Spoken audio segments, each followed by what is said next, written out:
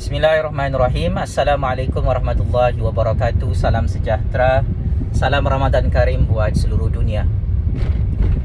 Pakcik-makcik Oto Aro,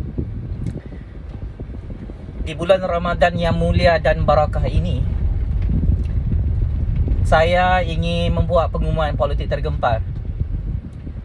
Ismail Sabri akan jadi Perdana Menteri ke-10 Malaysia jika parti pembangkang dan parti-parti lawan UMNO BN berpecah belah pada PRU15.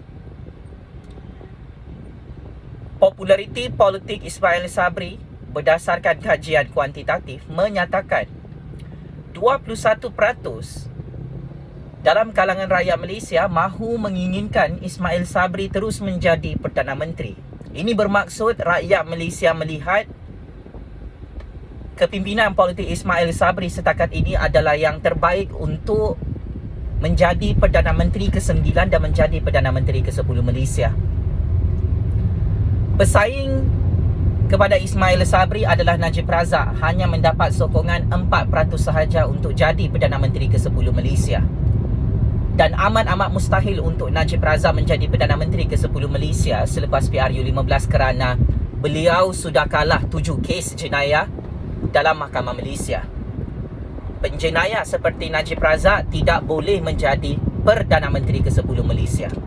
Itu adalah fakta, itu adalah undang-undang dalam negara demokrasi berparlimen Malaysia dan sistem raja berperlembagaan. Anwar Ibrahim seperti biasa, populariti politiknya semakin merudum jatuh. Peratusan yang menyokong Anwar Ibrahim untuk menjadi Perdana Menteri sangat-sangat rendah. Lebih rendah daripada Najib Razak. Tidak ramai ahli parlimen, tidak ramai rakyat Malaysia dan tidak banyak parti-parti politik yang menyokong Anwar Ibrahim untuk menjadi Perdana Menteri ke-10 Malaysia. Tan Sri Muhyiddin Yassin, halangan terbesar untuk Tan Sri Muhyiddin Yassin menjadi Perdana Menteri ke-10 Malaysia apabila hari ini DAP dan Amanah mengumumkan menolak kerjasama politik pada PRU15 nanti bersama Parti Bersatu dan Perikatan Nasional. Tun Dr. Mahathir Mohamad juga setakat ini tidak mahu lagi menyokong Tan Sri Muhyiddin Yassin untuk jadi Perdana Menteri ke-10 Malaysia kerana Tun Dr. Mahathir masih rasa sakit apabila beliau gagal untuk menjadi Perdana Menteri ke-8 Malaysia setelah tumbangnya Kerajaan Pakatan Harapan. Maka ini adalah perpecahan politik yang sangat-sangat teruk dalam kalangan Parti Pakatan Harapan, Perikatan Nasional, Parti Pejuang dan parti-parti lawan UMNO BN yang lain, yang mana ia memberi kelebihan untuk Ismail Sabri menjadi satu-satunya nama ahli politik daripada UMNO yang mendapat sokongan daripada semua parti politik. Saat ini Parti UMNO BN, Parti PKR, DAP, Amanah masih menyokong Ismail Sabri menjadi Perdana Menteri di Putrajaya.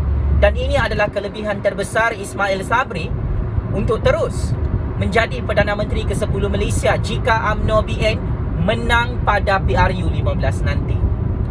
Pesaing utama kepada Ismail Sabri bukan parti lawan UMNO BN.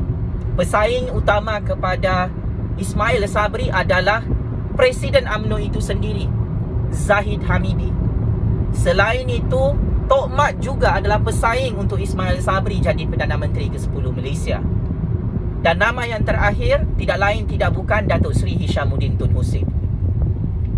Sememangnya setakat ini perpecahan parti-parti pembangkang memberi kelebihan untuk UMNO BN menang PRU15 nanti dan jawatan Perdana Menteri ke-10 Malaysia itu saya tidak terkejut.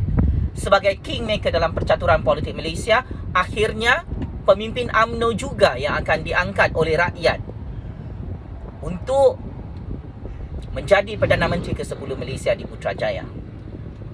Maka ini antara perkembangan terkini percaturan real politik Malaysia yang sememangnya masih berpihak kepada Ismail Sabri. Status quo politik saat ini, persepsi politik saat ini, sentimen politik saat ini, rakyat semakin suka dengan Ismail Sabri setelah Ismail Sabri memberi bantuan keluarga Malaysia kepada seluruh rakyat di negara Malaysia. Saya sendiri mendapat bantuan keluarga Malaysia, Pakcik Makcik Oto Arum, dan saya terkejut. Saya dapat bantuan keluarga Malaysia. Saya ingin memberi kredit dan pujian kepada Perdana Menteri ke-9 Malaysia yang menunaikan janji-janjinya dalam Parlimen untuk memberi bantuan keluarga Malaysia kepada seluruh rakyat. Ini adalah konsep sebenar yang baru saya faham. Oh, this is the real keluarga Malaysia.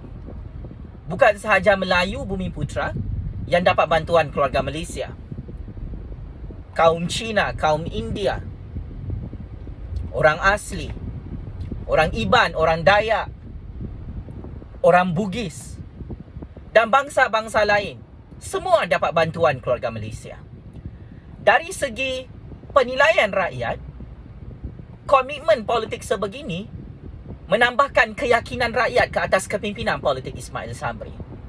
Sememangnya rakyat sangat gembira menyambut bulan Ramadan hari ini kerana rakyat dapat bantuan keluarga Malaysia, walaupunlah tidak sebanyak mana, tetapi ia dianggap sebagai sumbangan terbesar legasi politik Ismail Sabri yang semakin improve di Putrajaya, membela nasib rakyat, nasib keluarga Malaysia tanpa mengira bangsa, tanpa mengira agama, tanpa mengira negeri.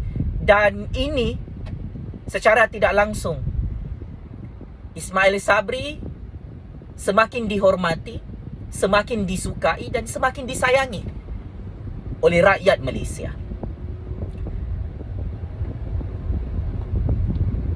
Paling meletup tentang Ismail Sabri adalah tentang dasar KWSP RM10,000. Ini juga telah menyebabkan ada ramai rakyat Malaysia memuji Ismail Sabri dengan sangat berani menggunakan kuasa vetonya sebagai Perdana Menteri untuk meluluskan pengeluaran khas KWSP untuk persediaan Hari Raya Aidilfitri dan untuk mengatasi masalah inflasi ekonomi, masalah harga barang yang sangat tinggi, masalah keuangan rakyat di musim COVID ini. Jadi saya juga ingin memuji dan memberi kredit 10 bintang kepada Ismail Sabri. Mendengar suara rakyat ini sangat baik untuk Ismail Sabri terus menjadi Perdana Menteri di Putrajaya. Disebabkan saya dapat bantuan keluarga Malaysia bersama ahli-ahli keluarga saya dalam negara ini, saya ingin memberi political endorsement. Ismail Sabri layak untuk menjadi Perdana Menteri ke-10 Malaysia selepas PRU 15. Kerana sudah terbukti kepimpinan politik Ismail Sabri ini sangat-sangat berkesan, Pakcik Makcik Oto Arum. Setuju ataupun tidak, suka ataupun tidak, kepimpinan politik Ismail Sabri sangat-sangat improve.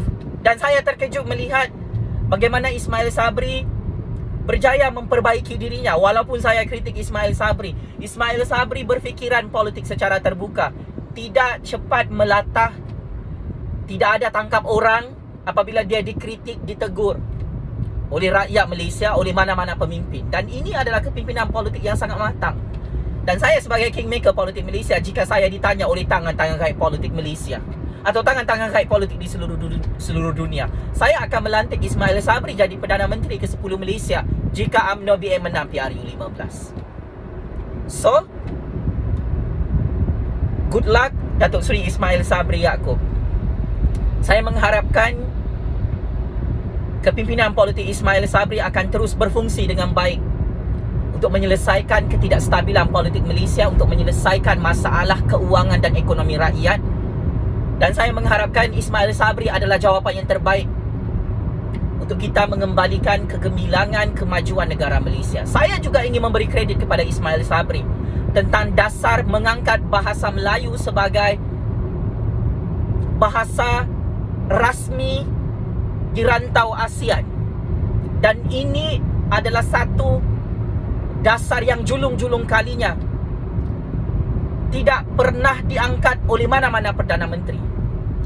Dan saya sebagai warga negara Malaysia bangga menggunakan bahasa Melayu milik rakyat Malaysia ini kerana ia adalah simbol kepada